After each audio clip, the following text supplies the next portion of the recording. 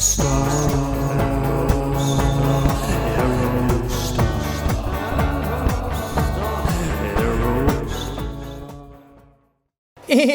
welcome back to Janky AF and Year of the Aerostar, episode number 84. Well, I do have a shred of white in my outfit, so that will keep with the theme and give you a preview as to the color of this Aerostar. It's been a crazy last week. We had a move. You can see I'm in my new shop here, which is getting reoriented, but we still have the painting in the background along with about, a baker's dozen trash bags. We're in transition here, but things are moving and grooving, and the one element of consistency right now, above all things, is talking about Ford Aerostars. So that's what we're going to do, and without further ado, here we have a 1996 Ford Aerostar XLT minivan, listed for $8,000, a princely sum, in Bowling Green, Ohio, not to be confused with Bowling Green, Kentucky, where the Corvette is manufactured. I've been to Bowling Green, Kentucky. I have never been to Bowling Green, Ohio, but if I were to go there, it would probably be to go look at this Ford Aerostar. So let's get into some facts and figures here about this vehicle. Driven 31,000 miles, so right there, extremely low mileage. Automatic transmission, exterior color white, interior color blue. The fuel type is gasoline. We got 15 city, 21 highway for a combined 17. Just 2 owners. This vehicle is paid off with a clear title. All right, seller's description, no description, okay? And I gotta say, hopefully that didn't just give away the identity of the seller there. We'll blurt that out. I gotta say, very curious as to why there would not be a description for this Aerostar. Now, a 96 Aerostar with 31,000 miles on it, I guess sells itself. You could make that argument. Maybe they're waiting for you to ask all your important queries as to the condition of this Aerostar. But, a little leaves definitely something to be desired, because there's so much to talk about with this extremely low mileage. 96, interesting year, the penultimate year, one before. We're still into the extended time period where the Aerostar was supposed to be gone after 95, so we're sort of playing with house money at this point. Still have the amber taillights, which we'll see. Nice, just sort of basic white passenger van. I guess it's an XLT. You wonder if it has the 3.0 or the 4.0 in it. And honestly, I feel like towards the later years, a lot of them were the extended models too. So this is a somewhat rare standard length Aerostar, but there's no there's no description fawning over the low mileage or the good condition. And what's more, despite this absolutely breathtaking photo in front of a lighthouse, which we will definitely be using for the thumbnail, very nice photo. However, there's only 3 photos. Here's your second one. We get another profile shot, kind of side profile, almost 3/4 slash profile shot. The lights are on. It looks good. And then we have one more, which is the rear. Now we can see that the bumpers are intact, so that's a good sign. You can see the XLT badging right here. And we do have the original dealer, not super high res photos, the original dealer stamp there, which is cool. Just amazing how many Aerostars come out of Ohio.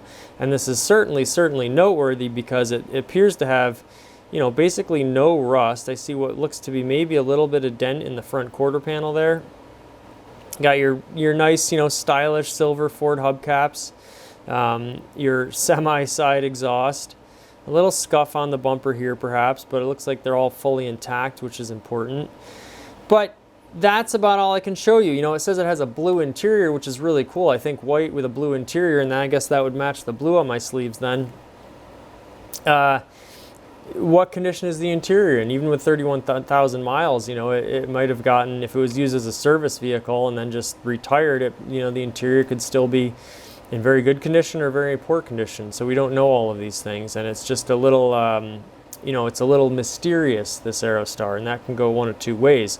Presumably it's in excellent shape, although there is an argument to be made that, like in the supercar world, sometimes it's almost better to buy a vehicle that has 20, 30,000 miles on it as opposed to one that has like 1,100 miles on it. Because if it was never really run at all and just garaged, a lot of your fluids have gotten stale, maybe some of your hoses. You know, they say the worst thing you can do to a car is not drive it. So with just 31,000 miles, you wonder if it needs some sort of like maintenance, but we just don't know, you know, and there's not really much sleuthing we can do with this vehicle. There has no VIN number that's been provided. And for $8,000, you know, that's getting into pretty lofty territory in terms of Aerostar sales. Now, it could absolutely warrant it. And it is just, you know, it's nothing against it. It's a very plain Jane, doesn't have any like stripes or interesting badging. It's not four-wheel drive. It's not extended. It's not a manual transmission. So all in all, you know, $8,000 for any vehicle with 31,000 miles on it is a pretty good deal. You know, try finding that anywhere else. However, you know, the lack of information here just makes it very difficult to give an assessment on this vehicle overall and to, you know, give it a valuation or say that its relatively high price is justifiable. And that's kind of a bummer. But another wonderful Aerostar in Ohio. I quite like it in the white. You know, it's sort of a classic Aerostar color. I've never had a white Aerostar. I would like to have one.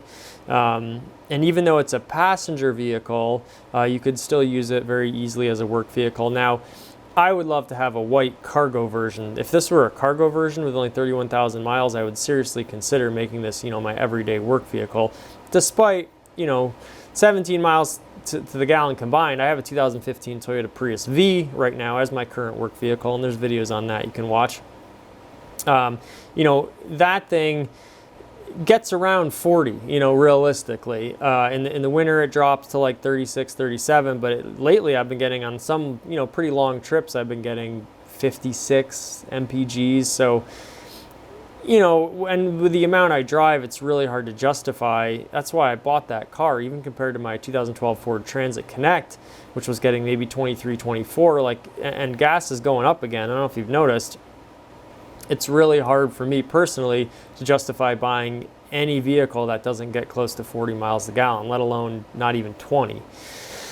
But, you know, and I'm just going to vamp here because there's not much to say about this vehicle. It looks incredibly clean. The paint looks nice, but we only have 3 pictures, no interior pictures, no description. So allow me to just pontificate a little bit about the Aerostar generally. What I'm thinking now, I pay an astronomical amount of per month for my vehicle insurance. That's because I got a commercial policy, because it is a work vehicle. And I tried putting it into my LLC's name. There was the LLC's address had to be updated to reflect my current business address. And this is just like the bureaucracy here. So I got a commercial policy and I wanted to get commercial plates on it. I wanted to transfer the plates from my Transit. They said they would not allow me to do that, and I had to surrender my plates. I kind of got caught at the DMV, which I was in sort of a time jam to get plates on it. That was a real shame for me because I liked those plates. I didn't want to surrender them, and I wouldn't have surrendered them if I knew that I wouldn't have been able to transfer them. I just would have kept them and registered it with new plates. Incidentally, and I'll do a video on this, but I also tried to get custom vanity plates on my Prius, and that was rejected, which seems like it's sort of like the DMV's rejecting vanity plates. Sort of, it seems like it has some significance in the social media world right now. You see a lot of people talking about this. So I will do a video on that. But we're stuck with the regular non-commercial plates, and yet they did allow me to put a commercial policy on it, but I think I'm paying like $140 a month or something for this policy, which is absolutely crazy. So my idea was, if I could buy an Aerostar and make that my everyday work vehicle, put a roof rack on it, and legitimately use it to haul around ladders and stuff, but then when I'm just going to work and I don't need any equipment, putting the Prius back on sort of a non-commercial policy, I'd imagine it would be quite a bit cheaper, and I have to get quotes on all this stuff.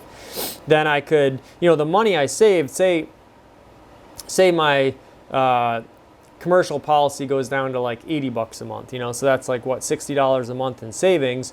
And I could insure this on a commercial policy for a similar amount of money, or even less, you know, then in theory, that savings on the insurance kind of pays for itself. Now, I would probably do that with one of my existing Aerostars and take it off the classic policy. So you're wondering, now, with those 5 or whatever vehicles I have on that classic policy, it makes the whole thing pretty darn cheap. But it'd be interesting to see, because then in theory, the money you'd save on the insurance savings would basically pay to have that second Aerostar insured on the road, and it would be like sort of a net neutral situation. So that's just one thing I've been thinking about recently. But in the meantime, you just get to gaze at this beautiful 96 Ford Aerostar XLT minivan with only 31,000 miles on it. Now, is there, you know, again, did it roll over? I think these later Aerostars do have a 6-digit odometer, so presumably it's accurate mileage. And that's just really amazing. And again, you know, you could do a lot worse. You'd freshen up your hoses and maybe do a valve cover gasket just in case. Oil change, check out the situation on your brakes.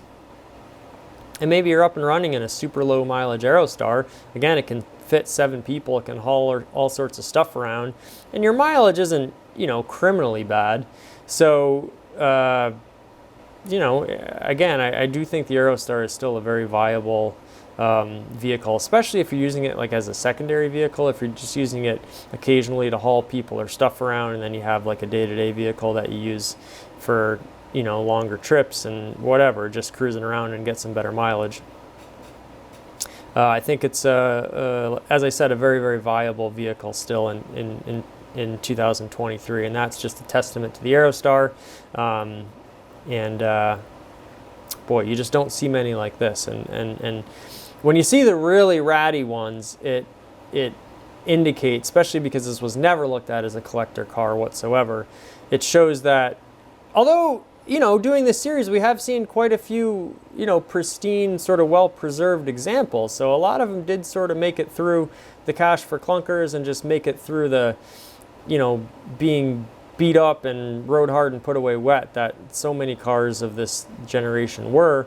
So it seemed like there were quite a few people that actually managed to take care of their Aerostars. Certainly not a majority, but they're out there, and this is certainly a great example of one of them. So there you have it. Again, I wish I had more to say about this vehicle, specifically to this you know, exact vehicle, but I wanted to feature it before it went away. I'm guessing this will be up there for a while. It looks like we do have now a little bit of, you know, denting in your lower sheet metal section right there. Maybe your jack points, it was sort of jacked up incorrectly and that caused it to bend a little bit, or it got slightly dinged somewhere. Yeah, it looks like this whole line here, and this is very common, is all bent up because people would jack it up by this point and not by like a frame point. I myself have been guilty of that in the past because I didn't know any better.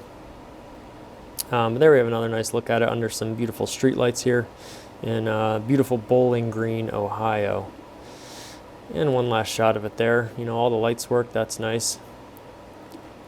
You have to see the condition of all this, your weather stripping and your seals. Again, you have one popping out right there, also very common.